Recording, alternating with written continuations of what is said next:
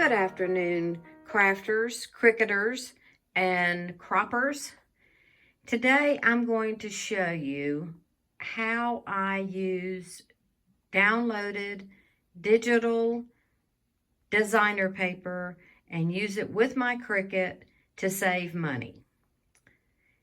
A few days ago, I posted a video showing how I made the shingles for my Frostwood Manor, which comes from Dreaming Tree. That's over at 3D SVG. Below in the description, you will find their link. That's also where the gazebo comes from that I used the digital paper on the roof and on the bottom.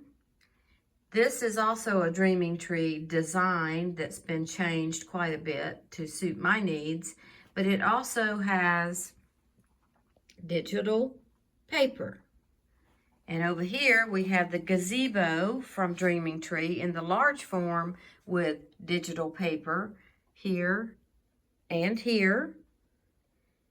And this is the frame I made yesterday from SVG Cuts from Mary, using digital paper with her design to make this house frame, which you can get at the link below.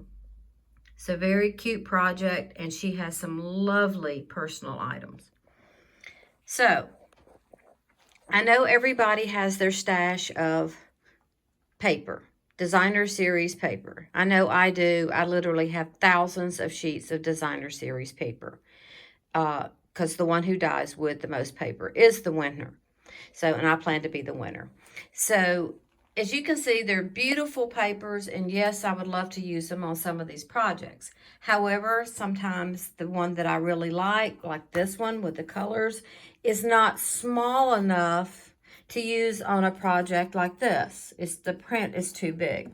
And I always say, well, I could scan it, I guess, and size it down, but that's never the same, because that's the way this paper is created. It's dyed so that it goes through, and it's a different texture to it once it is copied and printed. It's just not the same. And you can see, like, this was one of my favorite Stampin' Up designs, which I would love to have something like that for this frame, but I don't have enough of it. And I would want to not cut this paper with the Cricut. I'd want to cut this by hand, because if you mess it up, you've messed up your whole sheet of designer paper, which some of them are, almost $2 a sheet. So, and you never know, the Cricut may cut this piece perfectly, but not this piece, and they're from the same manufacturer, they're the same thickness, they got the same coating. It's just a crapshoot. Same thing here. I could have used something like this kind of paper when I was doing my houses, but because, trying to get it to the scale, plus it may or may not cut right, the back was something I might want to use for something else, and I didn't want to buy 4 packs of paper at $17 a pack just to get enough to do this one little project. So the secret is using downloaded digital paper from Etsy designers, because there are literally thousands of people out there making digital paper, and some of them are absolutely stunning. These are from Etsy, and they're absolutely beautiful, these Christmas designs. And you'll get sometimes up to 20 different designs in one download. And some of the downloads are as cheap as 70 cents. So there you've got your reusable over and over and over digital paper, and they're all beautiful. So let's get started with how I get my digital paper, how I download it, and how I make it ready for my Cricut. Now that we know what the tools are that we're going to need, or that I recommend you use for this particular kind of project, you're going to have your Etsy downloaded paper that you're going to find in some sort of digital format online, either with Etsy or some other digital download site. You're going to have your distress glaze, you're going to have your inkjet printer, and your Nina paper. and you're going to have some sort of editing software if the actual graphic needs to be edited. Now that I have my graphic purchased and downloaded from the Etsy store, I'm going to check it in Paint Shop Pro just to make sure that it's the correct resolution for getting a good print. You need at least 300 dpi. So this was a 12 by 12 graphic, so I'm just checking it for size. I'm downsizing it to 6 by 6 so it'll be compressed and the print will be smaller. I want it to be more likely to fit in my tiny pieces of paper than a big giant design. So I've got it set at 6 by 6 and at 300 dpi, and it has resized it to that size. So now I'm ready to save it and import it into my Cricut design space. Okay, now that I have my piece of designer paper downloaded, edited, and scaled and set at the correct resolution and saved, I'm back over in Design Space.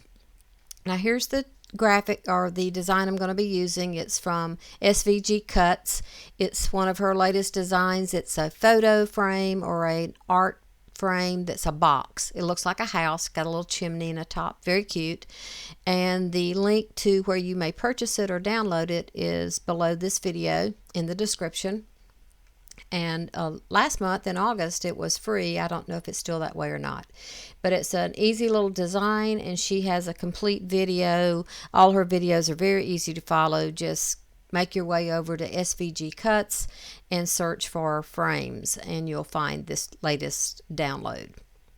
So what I'm going to do first is, or I've already done it, but I'll show you how I did it, is this is the designer paper right here in this box. So that's why I wrote DSP at the bottom, because that tells me that these pieces are not cardstock, they're designer paper. So I duplicated the designer paper, and I just clicked on, I clicked on group and duplicate. So now I've got this little group of paper down here. Well, I want to convert it to this, like I have these two pieces here, which are guides. They're not actually cuts. So I took my design and I decided what would fit on a piece of print and cut paper. This is a grid that if it fits inside this grid, it will print and cut without giving you the little red, oh, you can't do this button on the right. So I'm going to take this and ungroup it.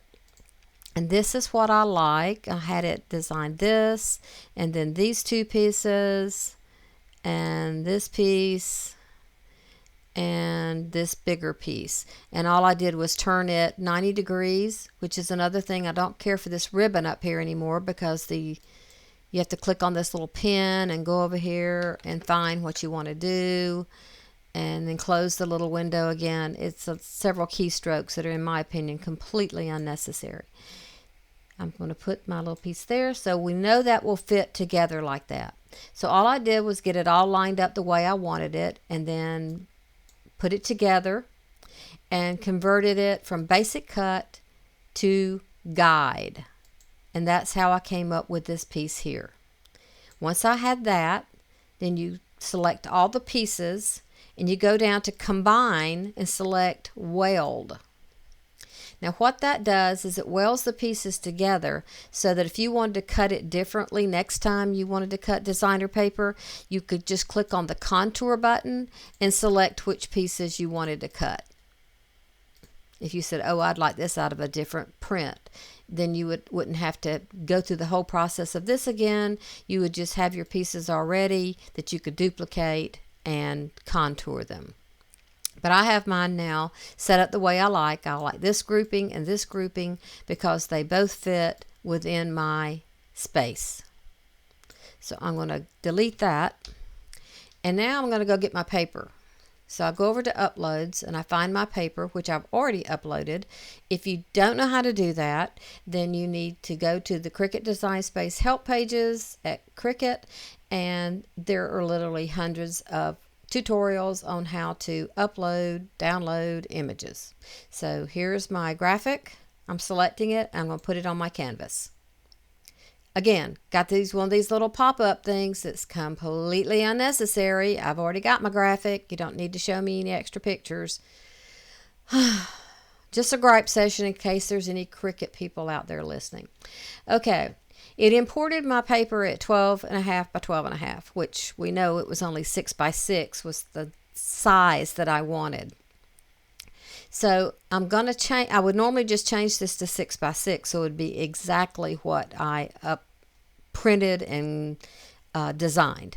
However, this piece right here together is 8.25 inches tall. So my paper is going to need to be at least 8.5. So I'm going to change my paper size to 8.5.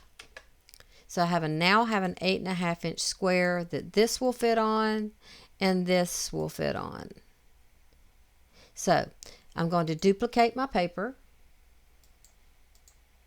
and don't do copy paste, because if you do copy paste, sometimes it will actually change a graphic. It used to not do that, but with this recent update, copy and paste takes your image and puts it somewhere else on the graph. It's just easier to duplicate it. That way you know it's going to be duplicated and it's going to be right here where you're working and not off in some obscure corner. Now I'm going to take my design that I want to cut, which is a guide, and I'm going to bring it forward so that I can see it. And this piece I'm going to bring down and bring it forward so I can see it. And I'm going to take this one and I'm going to line it up in the center of the paper, just because I want to make sure this little top doesn't get cut off. It's got to really get in there close to fit, because I only did 8.5 inches. It only has 1/4 inch to spare. Well, lining it up, I will just go to a line and say center, and then I'm going to zoom in so I can see what the graphic's going to look like. That looks pretty good. I'm not going to bring it up any, but I am going to move it over some, because I want to make sure that these 3 berries show up really good. So I want to make sure they're kind of in that square, but I want to make sure I don't cut my top off. So there we go. That one's in a good spot. Let's go over here and look at this one. These look pretty good. Again, I want to make sure that I got a lot of the red berries showing, since that's the color of my cardstock. And I'm going to go with that right there. Looks pretty good. I got some red up in here and plenty of the purple. So about like that. Looks good. Okay. I'm going to highlight the 2 together and say slice, or select slice. You can tell I'm from the South. Say slice. I'm going to select these 2 pieces and select slice.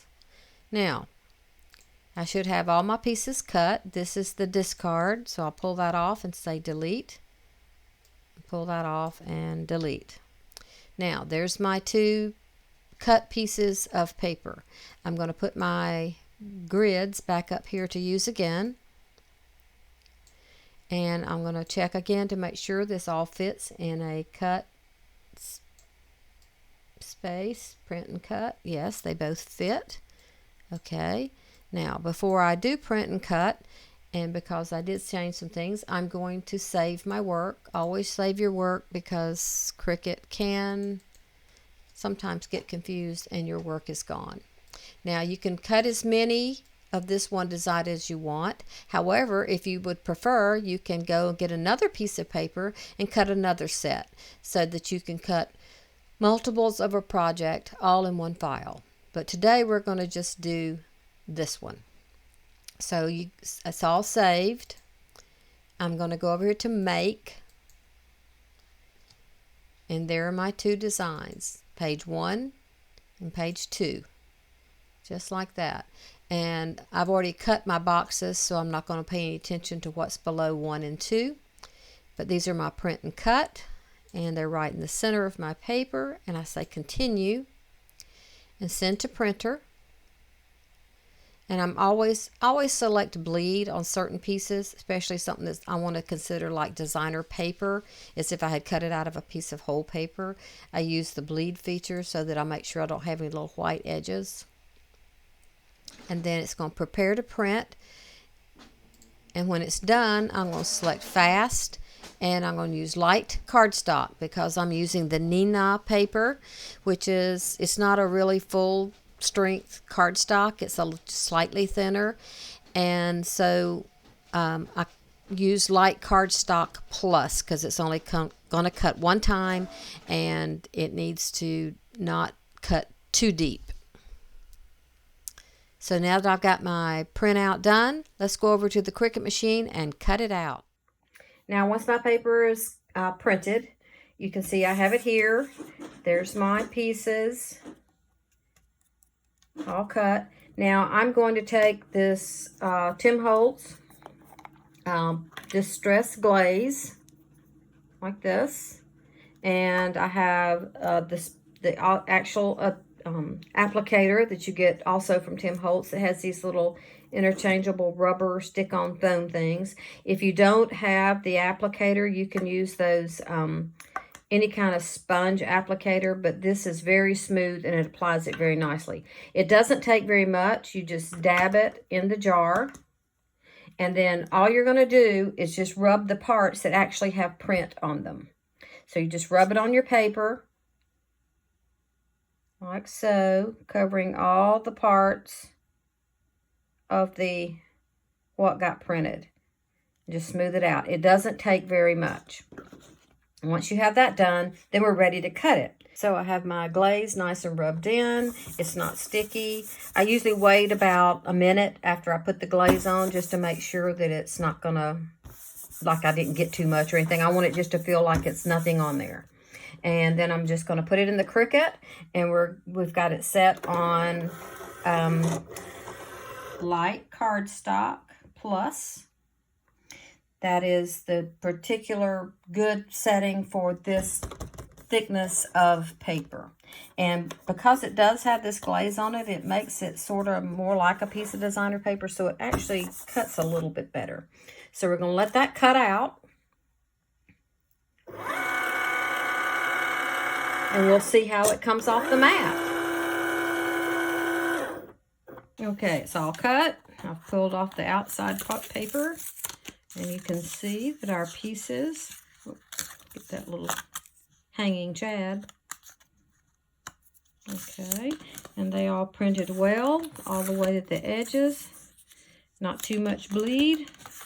It came out perfect. The cut and print and slice feature of Cricut is one of my favorite things to use.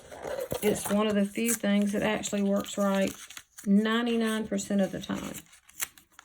And there's my pieces and ready to build my box. And one of the best things about having this print and cut and having your designer paper downloaded, I can always just print this exact project again with this same paper. Or if I want to do a bunch of different kinds like I did with my Noel boxes. So there they are, and you can see how I just saved different ones because I was going to make the same ones over and over again depending on what the cardstock colors were. So that's how you do a cut and print and save your designer paper and not have to waste a sheet or throw away most of the paper because all you wanted was just some little pieces out of one big sheet. Well, I hope you enjoyed this video. If you did, please give me a thumbs up and please subscribe to my channel. I would like to have more subscribers so I can keep you informed of any little quick tips I learn about anything, not just paper crafting. Anything that I find interesting. Have a great day.